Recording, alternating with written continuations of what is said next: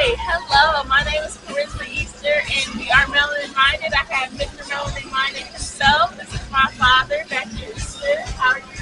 Yeah, I'm excited. Are you excited? Yeah. So we're here at Juneteenth Festival. What is the Big Fresh Annual Juneteenth Festival of Milwaukee, Wisconsin, and we are out in the crowd, live in the flesh, and we're just getting acquainted with our community and letting them know who we are and what we're doing.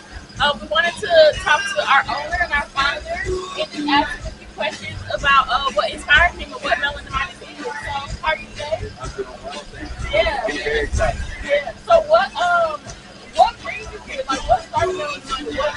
What was our spark that brought us here? So, Melanin Minded, I really started off a long time ago when it wasn't even called Melanin Minded. My mother, who was impacted by Alzheimer's and dementia at the age of 50, and actually was diagnosed at 55. And our family was doing everything we can to take care of her. We made a lot of mistakes. We had 5 years of mistakes because our physicians, our doctors that we were going to did not explain to us what the disease was, did not connect us to services and support. And so the family was left to try to figure out what to do. So out of that is a long journey of providing services and support to the community, as I was a dementia care specialist and an elder abuse investigator. And then what I realized is that the system that we had was not meeting the needs of our community, and I mean people of melanin skin, in regards to caring for someone with Alzheimer's and dementia. And so started in October of 2021, it was God gave me the vision to put it together, and he said, this is time to start Melanin Minded. Absolutely. Thank you so much for sharing. So what do you think that means for our community as we move forward and as Melanin Minded starts to come together? What are we doing? We know where our story came from, but how does that help others in their stories? I thank you for that. So realizing that our story is really everyone's story of African American and Latino. So African American are 2 times higher to be diagnosed with Alzheimer's and dementia. Latino communities are 1.5 times higher. We recognize our Native American population, our Asian population of color also impacted by the disease, and the education and understanding of the disease is extremely low. And we're doing things as a normal aging, which is wrong. And what I realized is that we're caring for your grandmother and my mother, I realized that other families are going through the exact same thing. And so the goal is to reduce the time for them to be led in crisis.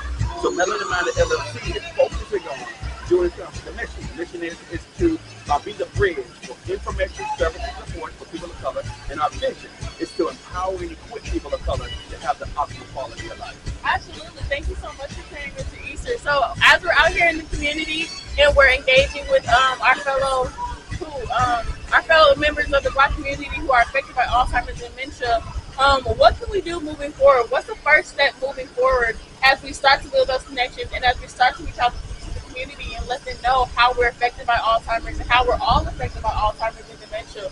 What do you think how do we tell our community how to connect with us, and what can we offer them right now? Sure. So Melanin Minded LLC, you can go to the website, melaninmindedllc.com. We'll start off the process of understanding what the services and support that we offer.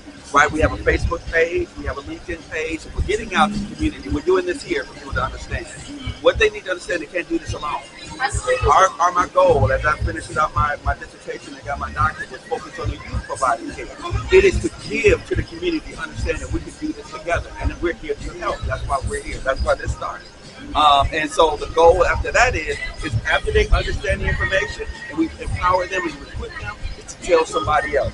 And as we tell somebody else, whether we give them the information or they send them to us, our goal is to make sure that people in our community are not suffering or bleeding into Christ. Yes, sir.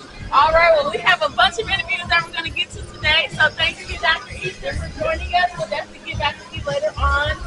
Please make sure to follow us on Melanin Minded LLC, Instagram, Facebook, and LinkedIn, and you'll be sure to see us again soon. Bye. Yeah, that was cool. I'm not going to stop it.